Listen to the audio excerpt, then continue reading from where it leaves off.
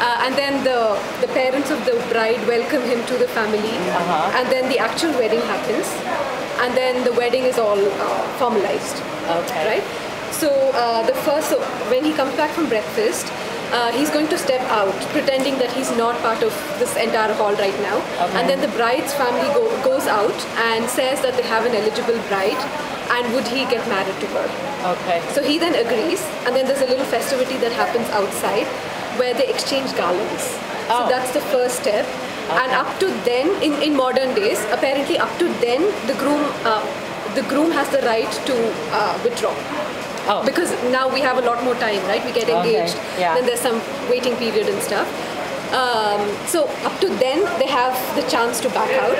But once the garlands are exchanged outside, it's a done deal. Okay. Although that's not the main part of the wedding, that's a done deal at that point. Okay. So then there are some festivities outside. They then come in and start with some ceremonies. And then there's an exchange of gifts and everything between the families, including some clothes.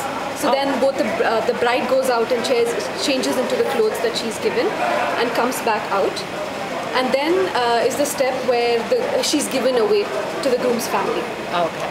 So that's the second major step, where the father of the bride gives her away. Okay. So it happens in a certain way where she is seated on the father's lap, and they hold a coconut with some holy on a container that has holy water, and then holy water.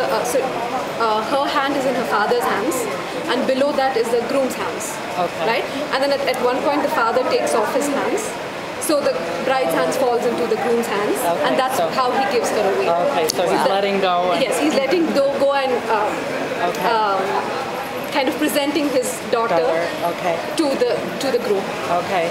And then there's another set of changing that the bride has to do into a different style of sari. You've seen it. Okay. And then she comes back, and the groom ties what's called mangalyam. It's a sacred thread. He ties that on her neck. Okay. So that's the final part of the actual getting married. Okay. So there are 3 knots signifying. Apparently, if you put 3 knots, it never comes out. Okay. You know, 1 knot can come away, 2 knots can get done away. 3 knots apparently never come out, so he has to tie 3 knots. Okay. Yeah, and then a whole bunch of other ceremonies that involve the fire god. Okay. Yeah. Wow. Did you do all of this as well? Yeah. Did you? Yes. Yeah. Okay. And ours started a lot earlier too. So by this time, we were already at step 2, where I had been given away and I'd gone to change to get the thread tied and stuff. Oh, okay. So I think based on the groom's and the bride's birthdays, they come up with horoscopes and stuff, and they match that and come up with a sacred time in which all this has to be done. Oh. So ours was a lot earlier. Oh, okay. Yeah. There's quite a few of them that we've heard about, like people he works with in Hesbic quite a bit earlier. Yes, yeah. And some communities have this happening in the middle of the night, like 1 a.m., 2 a.m. kind of thing. Really? Yeah. Oh my goodness. Oh, interesting.